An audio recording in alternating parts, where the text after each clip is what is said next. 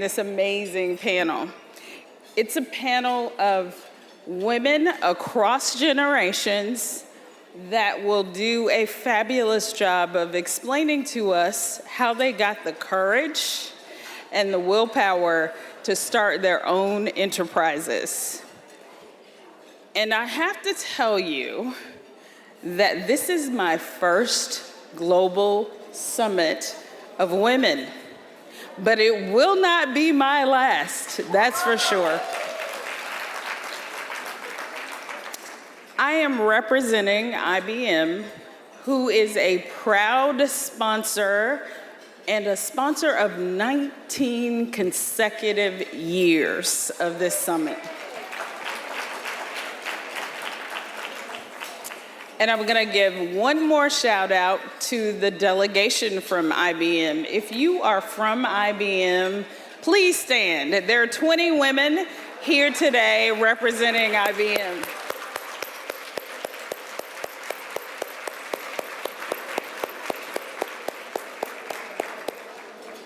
All right, without further ado, I am going to do my very best to introduce this panel of amazing women. And as Irene has said, we want to hear them. So if you could eat quietly, that would be so appreciated. Thank you, guys. All right, so our first panelist is Watanya Amitanan of Taobin, and she's the Chief Product Officer of Fourth Vending of Thailand. She's a young firecracker. I actually want her to join me on the stage as I talk about her a little bit. So Watanya is the founder of She's the founder of a Bangkok-based company called Taobin. It's a smart beverage vending machine company, but as she tells me, they do a lot of other things. She's a very accomplished young woman.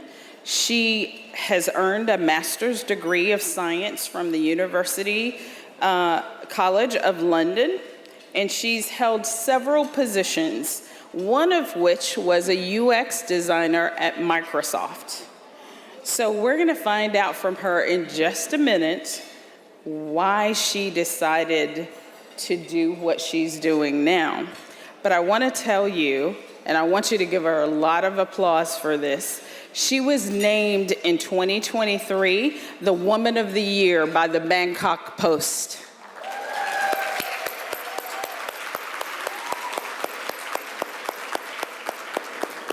All right, we're gonna roll a video that tells us a little bit more about Taobin.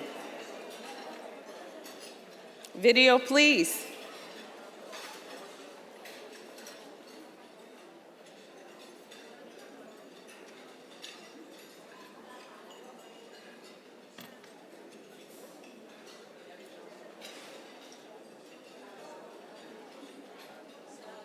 Is there sound?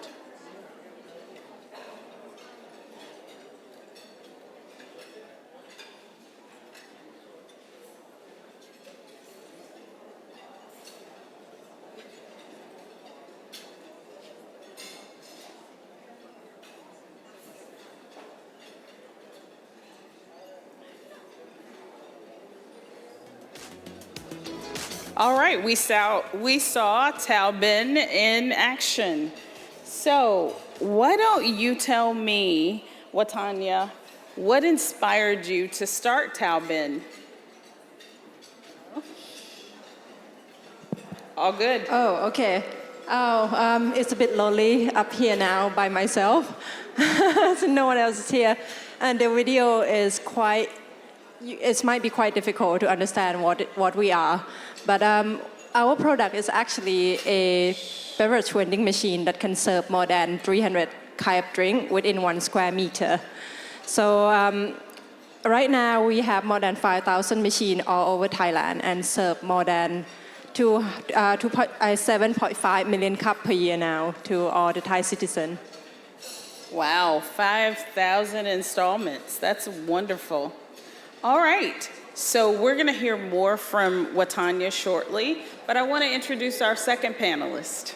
Our second panelist is someone from an awesome company called Feel Iceland, and her name is Run Magnusadadar. Now, I am telling you, I butchered her last name, but she'll get you straight and share with you how we pronounce it. But she's the founder and CEO of this company called Feel Iceland.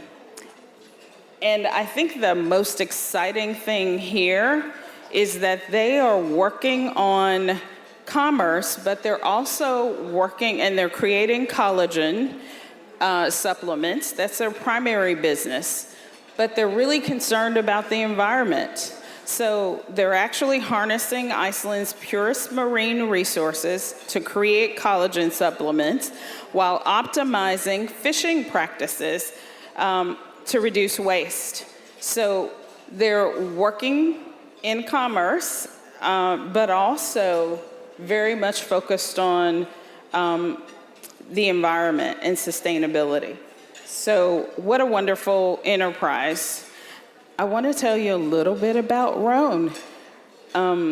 She is, or was, the prosthetic running, she was the leader of an effort to create a prosthetic running shoe for none other than Nike.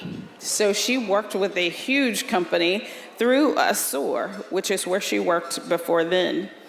And she is a board member for the Association of Businesswomen in Iceland and a board member for the Icelandic Chinese Trade Council. Let's hear it for Run.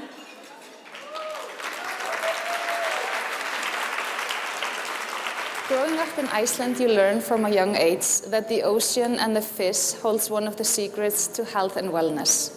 It's also very important for our economy, so it needs to be sustainable. One of the keys to sustainability is to utilize the fish better so we don't have to catch as much and to reduce waste. The idea behind Feel Iceland was to make high-quality food supplements made out of byproducts. So we make collagen protein made out of fish skin that was thrown away before.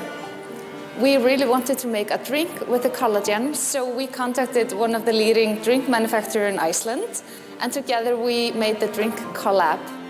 It contains 5.9 grams of the collagen protein, and it's one of the most popular drinks in Iceland today.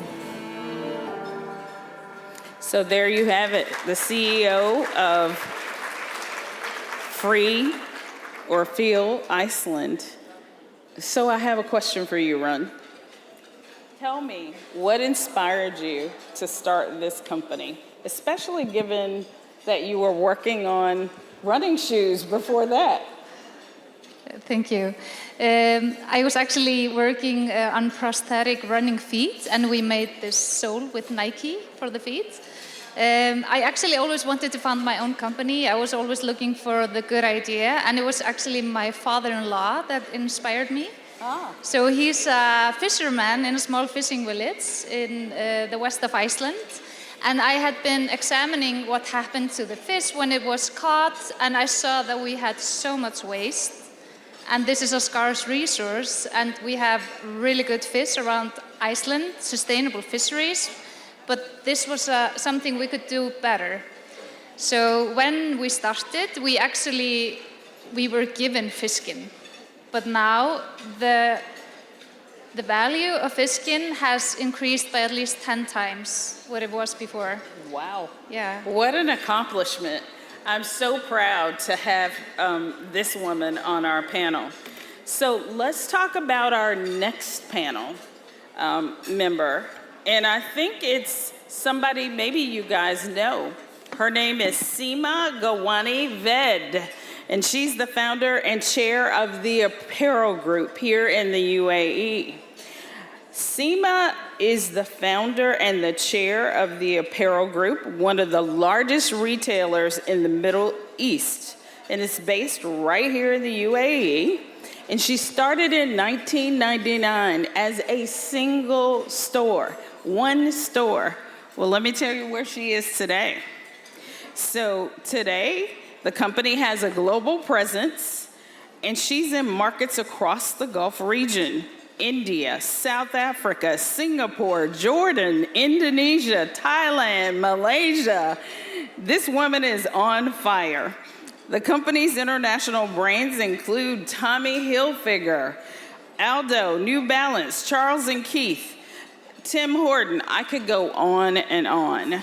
But throughout her career, she's been the recipient of many awards. And again, I could go on and on.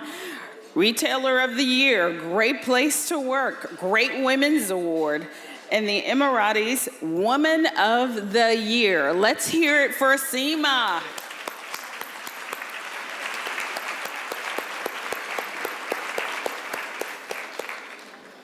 Roll the video, please.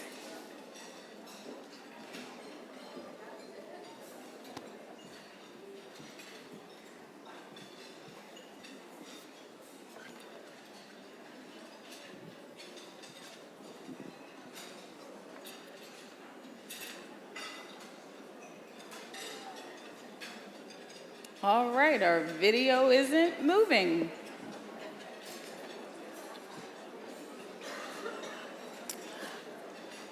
Okay, so let's move on. Maybe we'll get our video going in a moment. I actually want to ask you a question, Seema. I want to understand where you got the courage to start this huge enterprise. So, hi everyone.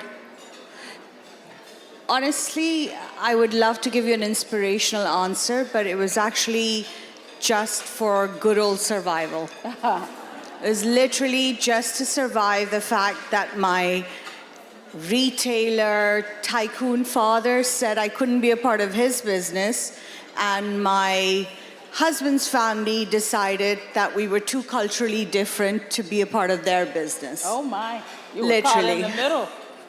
So it was, you know, when you're cast out, you're like, okay, I need to survive. And luckily we're in Dubai, where you learn that it's not about survival, you have to thrive. So that's it. All right, she's thriving for sure. Thank you, Seema. And our last panelist is Joanna Przezinska-Witowska. She is the co-founder and vice president of Future Callers out of Poland. Let me tell you about Joanna.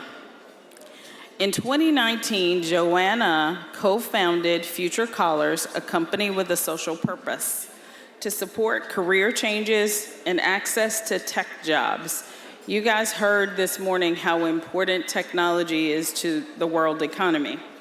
So through intensive and practical online boot camps, the company provides upskilling and reskilling programs for companies and individuals globally. She's been a mentor in the Tech Leaders Program and the initiator of the Known Women Experts Project, which aim to increase the participation and visibility of women in economic and social life in Poland. She also serves as a publisher of the Women in Technology Report, presenting the 100 most influential women in IT in Poland. For 10 years, she was also the CEO of a PR firm called Headlines Porter Novelli. I'm sure you guys have heard of them. They're based in Warsaw. Again, we have an amazing panelist in Joanna. Please join us on the stage. Where is she?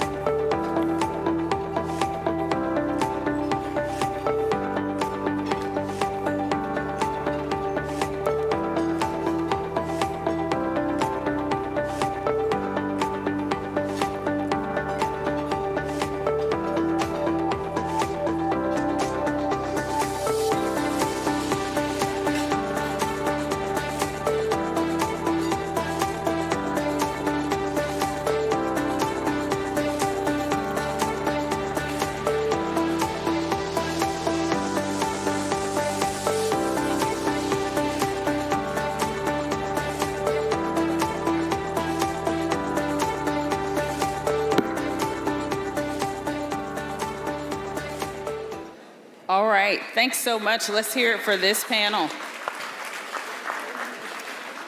And I think our technical team has recovered, and Seema's video is ready. So we want to watch her video, and then we'll start with some questions for this amazing panel.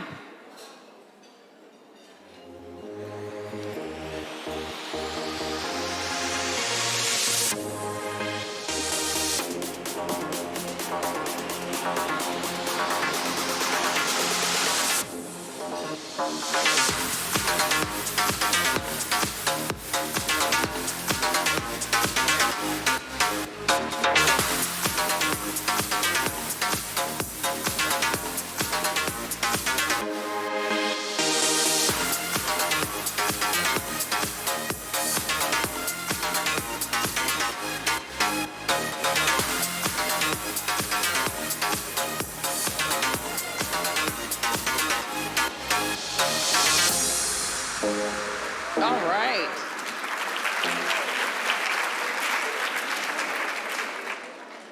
I don't know about you guys, but I've been waiting for this all week long, this opportunity to talk to these amazing women. So I've got a few questions, ladies. All right, so my first question, and any of you can answer, is when your company was just beginning to get traction, what did you face as the biggest challenge then in business? I can start. Okay. So, trying to sell fish skin that was thrown away before as a high-end product was quite a challenge. Collagen was not very well known by then. Ladies, I think I said I've been waiting for this all week long. So I really want us to hear what these ladies have to say. So if you could quiet down just a little bit so we can hear the answer to the question. All right. Yeah, so educating the market that we had actually a high-quality product, even though we were using something that was thrown away before, that was a challenge. And then when you're starting a company, you don't have any money, you have to seek funding, and you have endless to-do lists. So I think that was like my three main challenges. I can imagine that that was pretty stressful. Yeah. How'd you manage the stress? Hard work. I have a really good husband. We have 4 kids, so I had to do good time management, but somehow it worked out. All right. 4 kids and a great husband. I love it. All right. Seema, did you want to answer that? Sure, I'll take this one. So for us, it was a whole different story. For us, it was convincing, because we had figured out that the market needed international brands. Mm-hmm. There weren't any. I don't know if any of you have lived in Dubai back in the 1990s. It wasn't what you see today. There weren't as many malls. There weren't as many international brands. So we figured there's an untapped market, but it was time to take out the atlas and convince Americans, Canadians, and whoever else we dealt with, first to show them where Dubai was. Mm-hmm. After explaining where we were, then it was about getting credibility with them, because they've obviously never heard of the city, the region.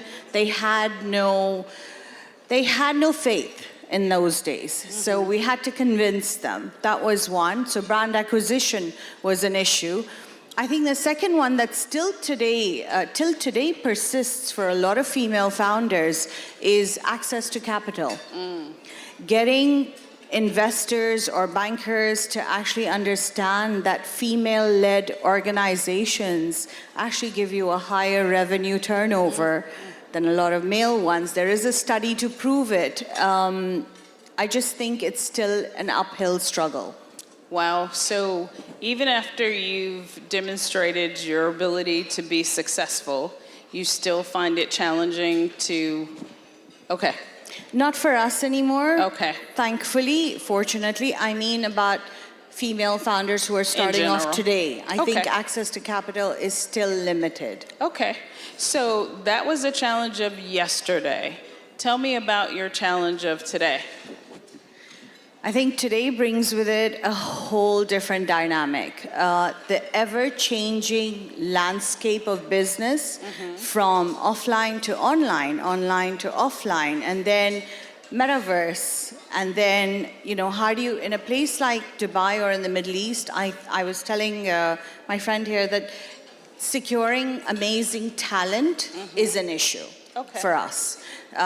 Getting people to understand that we need the high caliber of talent that they have everywhere else.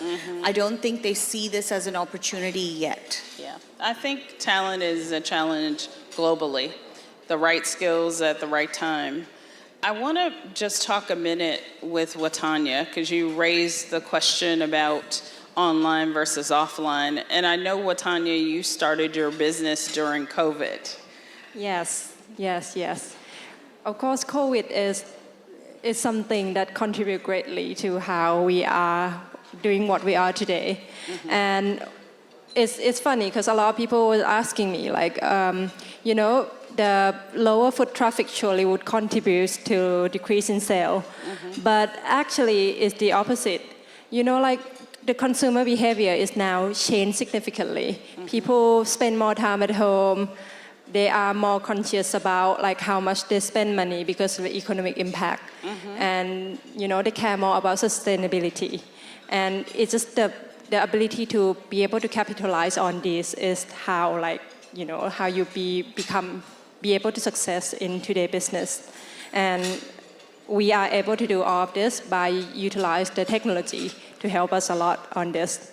So the vending machine that we are built, it's actually used the machine learning to help us reducing the cost of operation.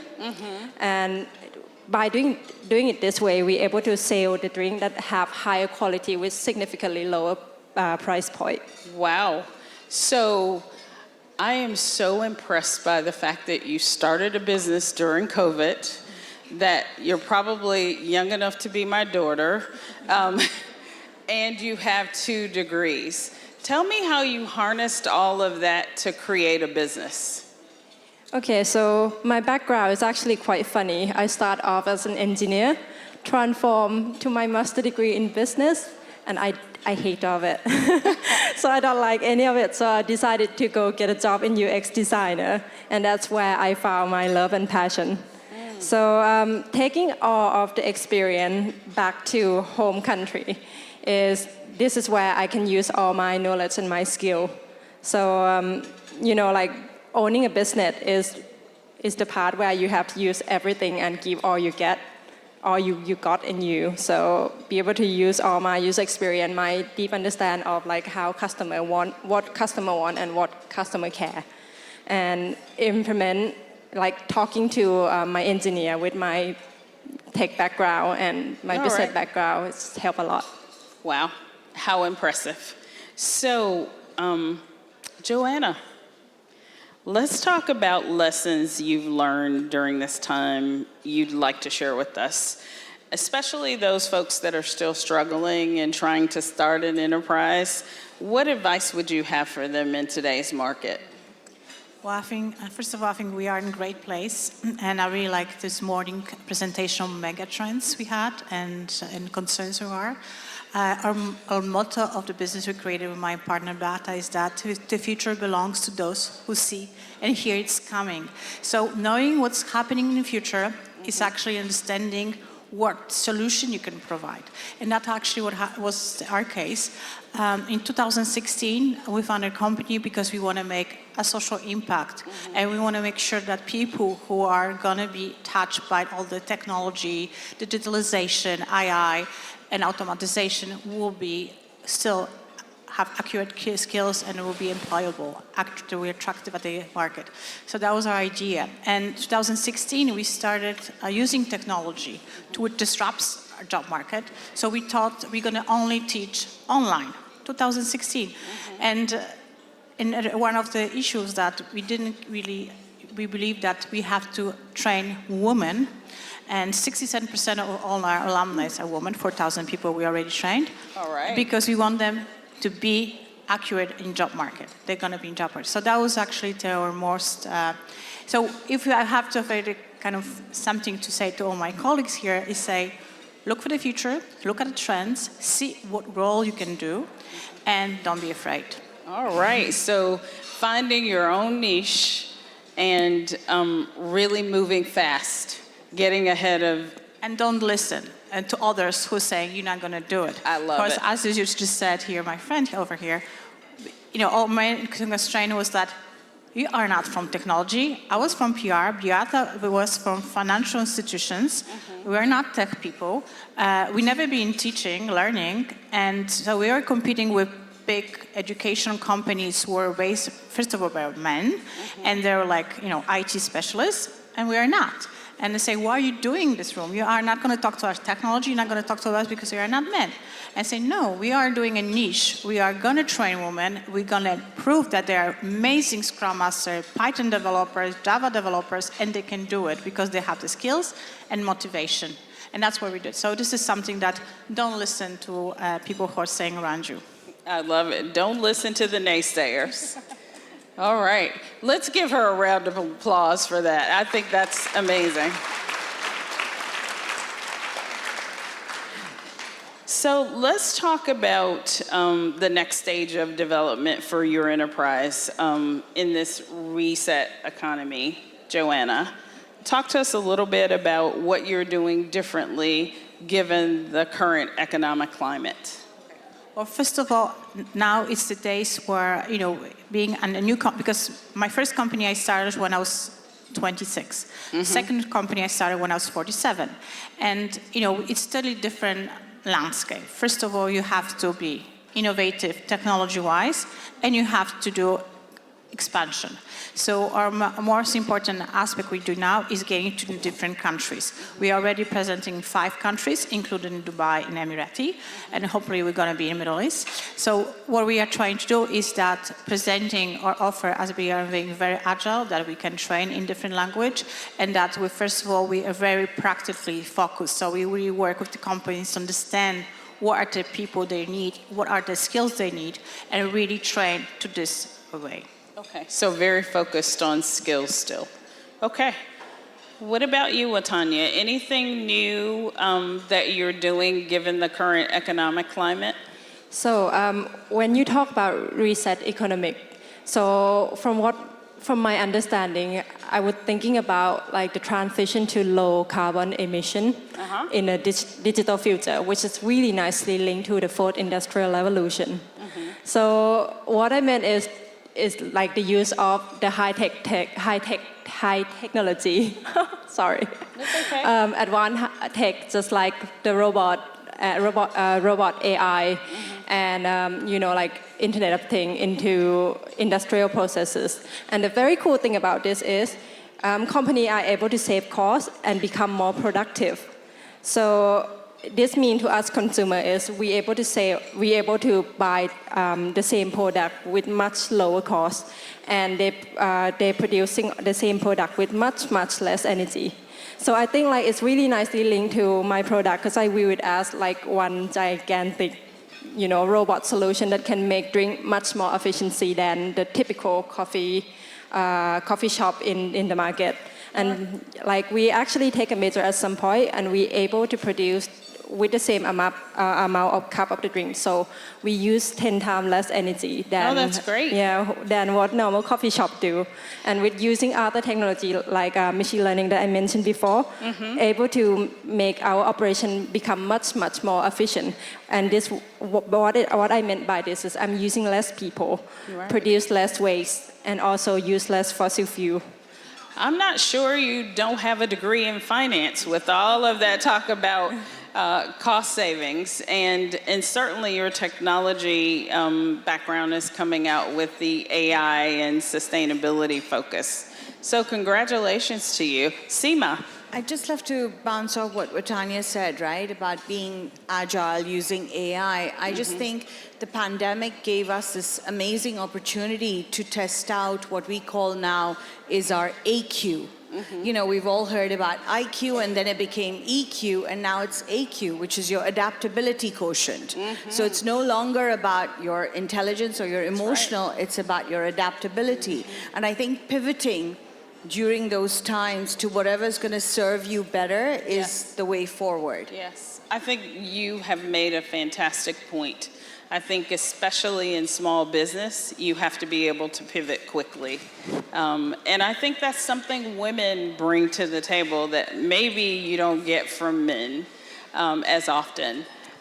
What did you want to share? Yeah, so for us, what we are looking at the recent World Economic Forum, there was this raise of awareness that we will not have enough protein in 2050 if we're going to eat as much protein as we eat today, and with how many there are going to be living on Earth. And so they presented the future plate of protein there, and that was, for example, a hamburger that was made out of kripp protein. Ah. And our drink actually was one of the 5 products that they chose, because we have fish skin in this soda can, the collagen drink, and that being one of the most popular drinks in Iceland, we sell around 22 cans per capita per year. Oh, wow. And it used to be fish skin that was thrown away, and collagen is protein. So we are looking for the next thing that we can do, some waste that we can use to make protein or something else. Wow. And replicate what we've done with the collagen in Iceland. That is absolutely stunning. So I think you guys can agree with me that we have a panel of women that are creating business, but not just businesses that fuel the future. And I think it's amazing. One more time for these ladies.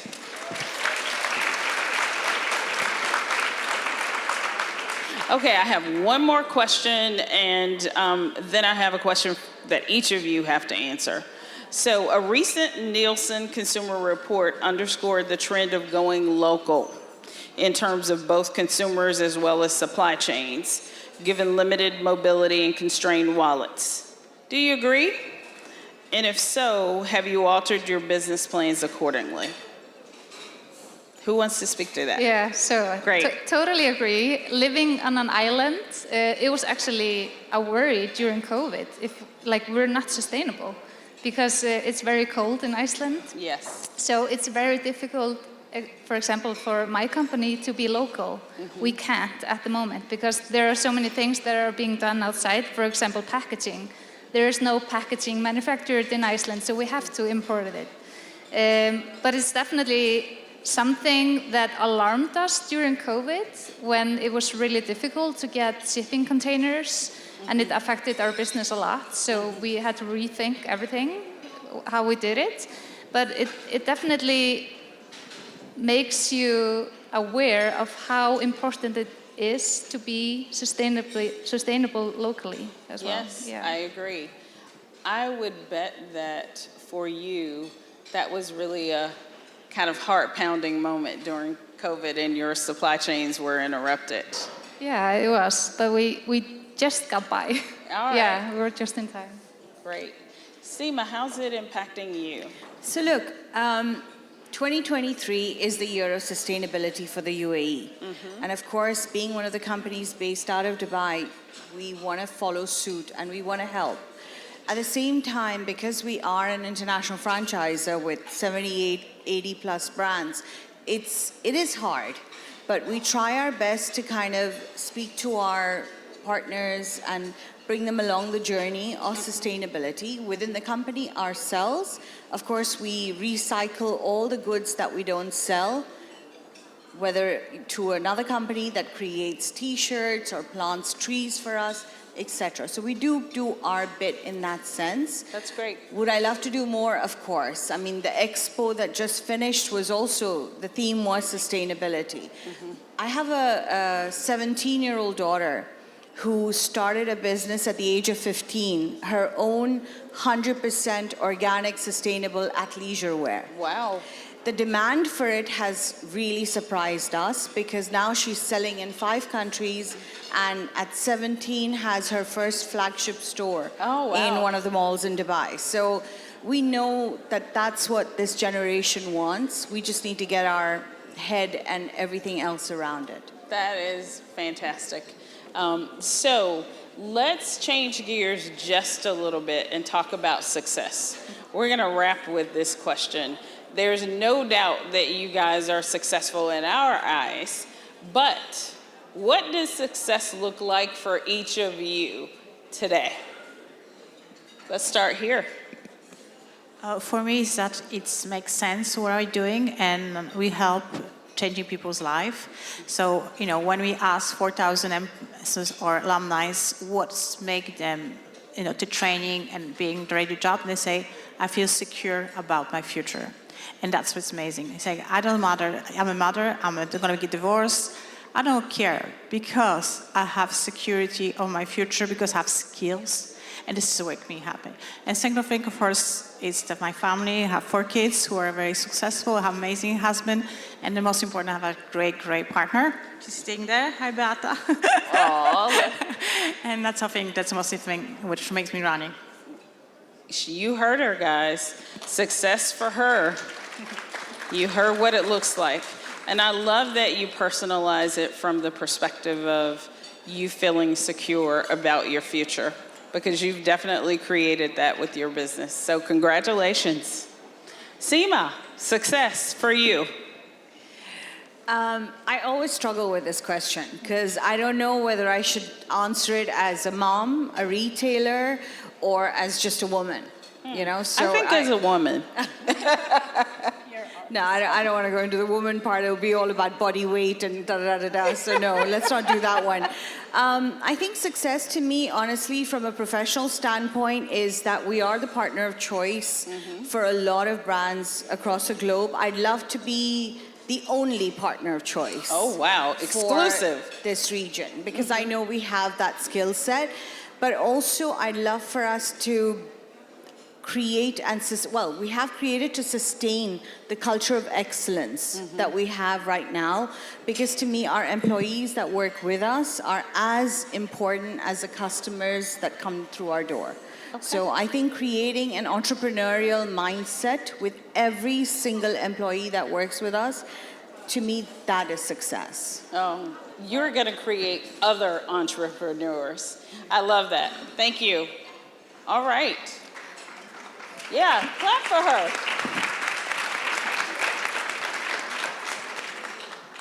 So for me, success for my business is to expand the products and the idea outside of Iceland, so that when people look at waste, they actually can see a way to create more value out of it. And personally, security definitely, and more time with my kids. Aw. Yeah. As a mom, I think that's amazing. You got to spend time with those kids so they can grow up to run their own companies. So congratulations. Thank you so much. Okay, so for me, I guess when we talk about success, I'm not thinking about personal, to achieve personal goal as well, but to be more like, how do I be able to utilize my skill set and the resources that I have to make a positive impact. So what I meant by this is, if I'm able to create a product that is sustainable and affordable to my customer, and able to just even a little bit make their life a little bit better or happier, while investing in my employee and supporting the local farmer, this is success to me, I guess. Oh, I love that. She's looking to make an impact. Listen, again, I said this was the best thing that was going to happen to me this week. You guys did not let me down. None of you are to be toyed with. So let's give a big round of applause to this panel.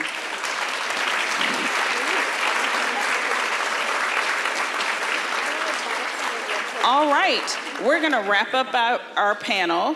I don't think we have time for questions.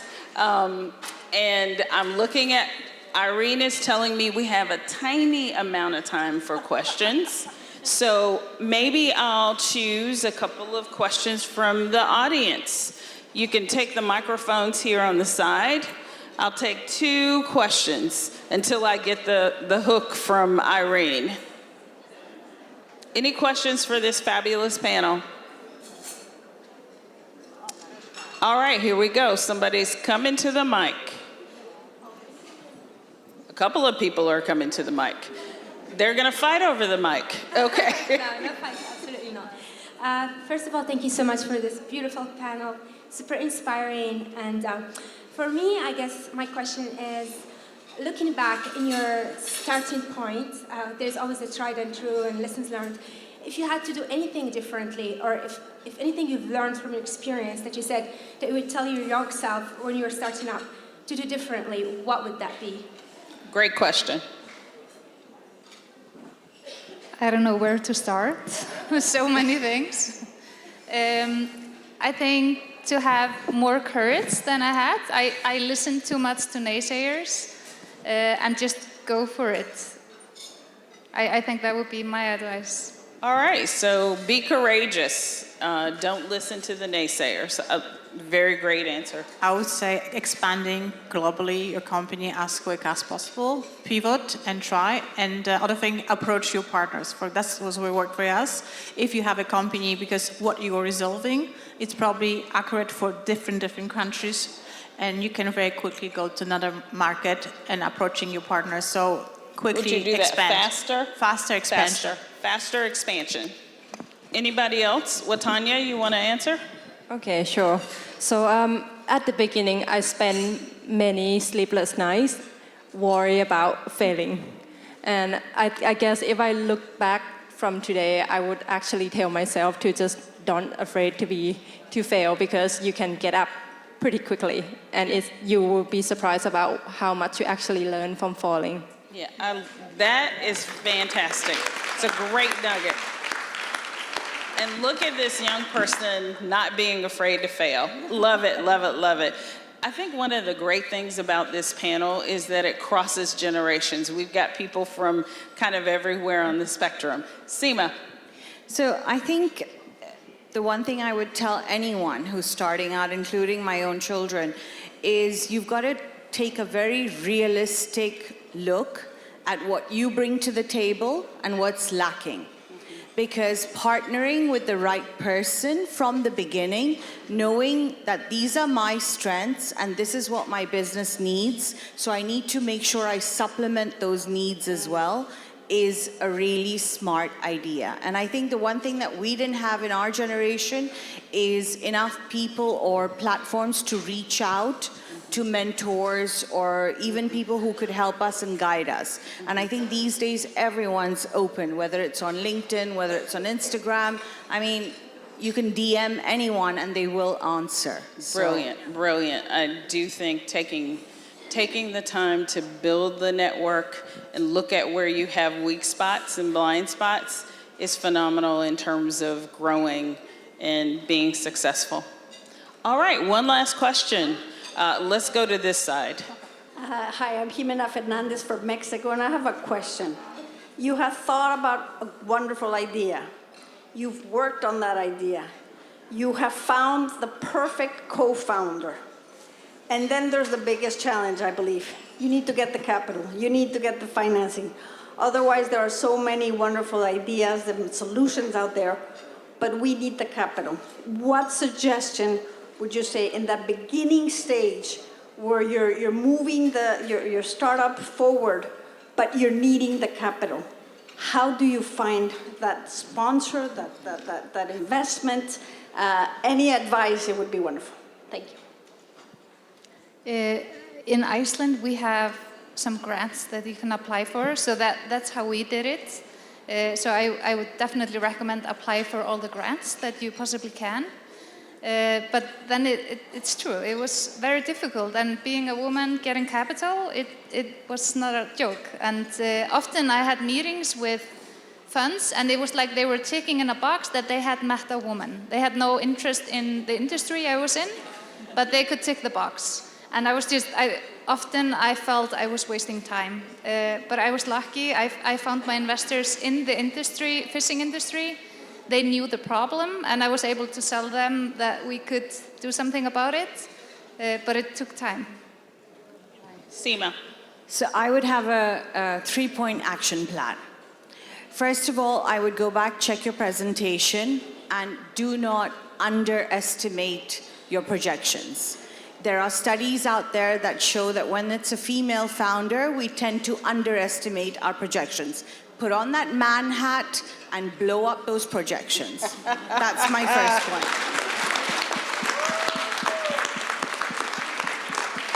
The second thing I would do is actually look at LinkedIn and look at VCs who are in your space. And when I say in your space, my girls do this all the time, where you dig deep and you figure out who is passionate about what you're passionate about. So you use social media to your advantage, check out, what they are focused on, and then you hit those people with your messages. Because hitting, let's say, my husband with a beauty concept is completely wasted. Whereas hitting me with a beauty concept, it will work.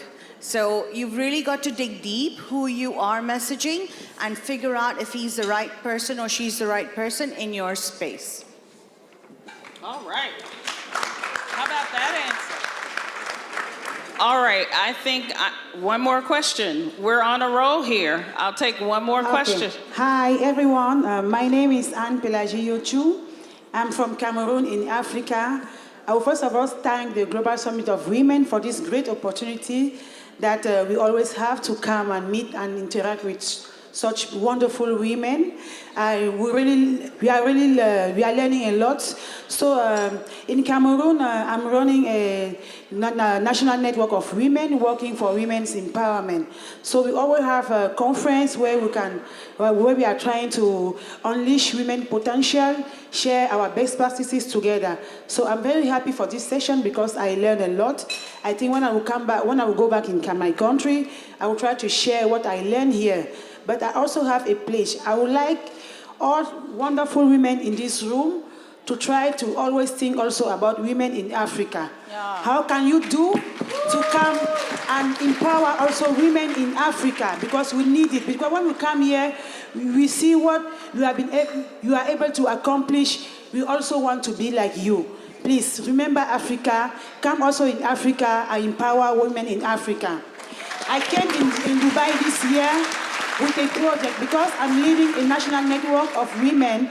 We are trying to advance women's rights, women empowerment, also send girls in school in rural areas. In Cameroon, we have a very important project that is to put in place the first shelter to rescue women survivors of violence and their children, and also to send girl child in school. So everybody that would like to support the project in Cameroon, you can come and meet me outside in our booth. We came here with the support of our ministry, the Ministry of Women Empowerment in Cameroon, because they don't have funds to support us, but they gave us opportunity to be here so that we can share and learn also for wonderful women like you. Thank you very much. Remember and support Cameroon, Africa. All right. I think we have one last person who I do not want to neglect. So please give me your question. Thank you. I'm Rosemary Rafael from the Philippines. And just like you, I started my business 38 years ago. I started with 6 people and now we're over 1,000 people. So there were so many times wherein I find myself giving up, not continuing. So I just wanted to ask you, what were the challenges you had and what made you not give up? Joanna. Well, my focus was always that we will help women to feel future secure for themselves. And I think if we were not going to do it, who would really care? And so I said, I'm not going to let down all those people who really believe in us just because I have temporary scare, this threat in my eyes and in my head. And I would say, breathe, think about it, all the worst things can happen, and know that 80% of these things will never happen, and go on. So that was my thing. So I don't want to let down all these people who believe in me, and I'm sure that we're going to find a solution, and always do. All right, thank you so much for that inspiration. Roan, I'm gonna let you finish us out, and then I think I have to get off the stage. Yeah. So for me, there have been so many times that I'm about to give up.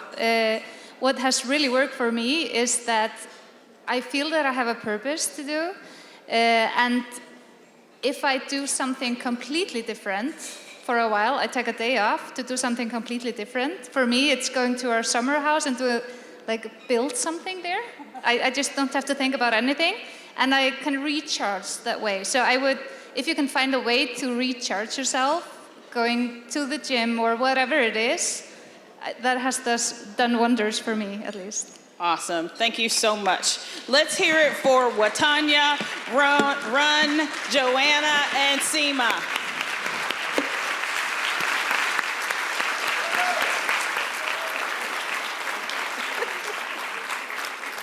And let's hear it for Kitty Cheney Reed for leading us into this session.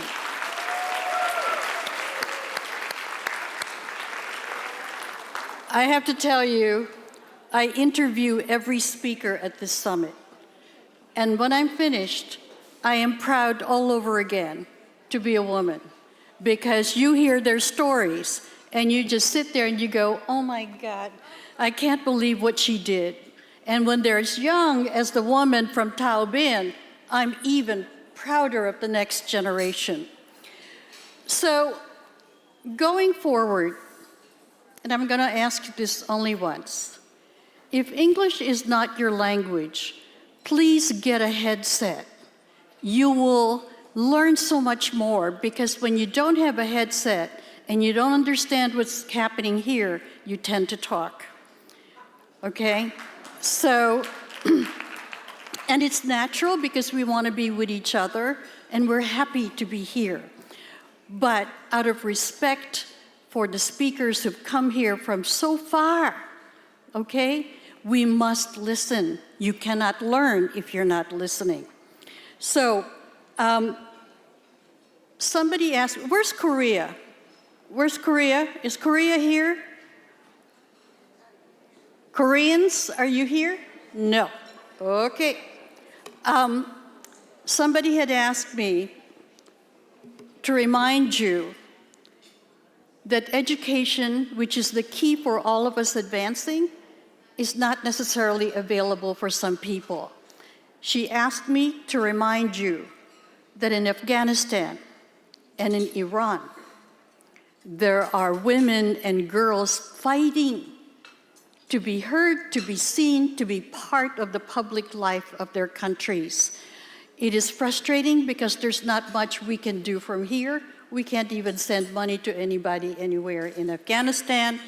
And in Iran, they're punished, and they punish those who help the girls. But she just asked me, please remind the women here to not forget the women in Iran and Afghanistan.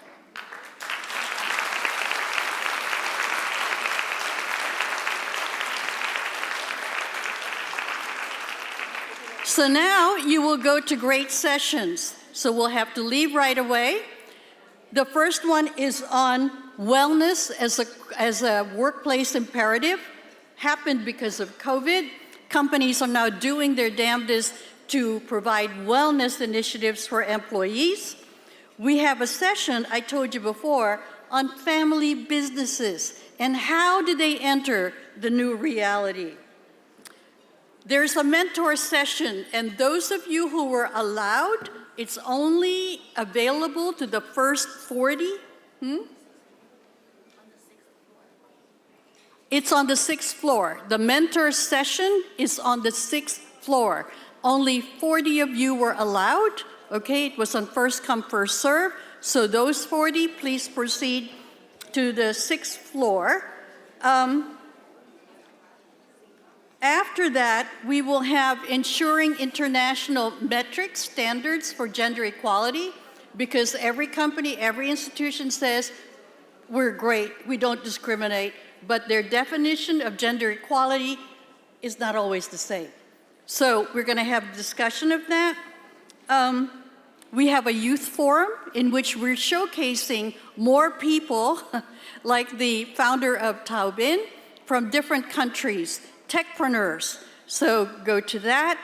And then a second mentors forum. You'll know who you are. I believe it's in your badge. Again, it's on the 6th floor.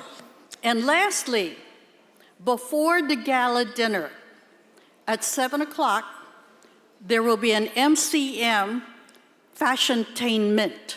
It's a fashion show with entertainment. But you have to be there precisely at 6 because it's only from 6 to 6:20. If you're not there, you're going to miss something great, so make sure you get there. And with that, what? What? 7 o'clock. Didn't I say that? What did I say? Oh, 7 o'clock. Yeah, do not come here at 6. At 7 o'clock, there will be a big-time fashion show. All right. So shall we all proceed out quickly? So the next session begins, and it will be here, so you have to leave quickly. Thank you.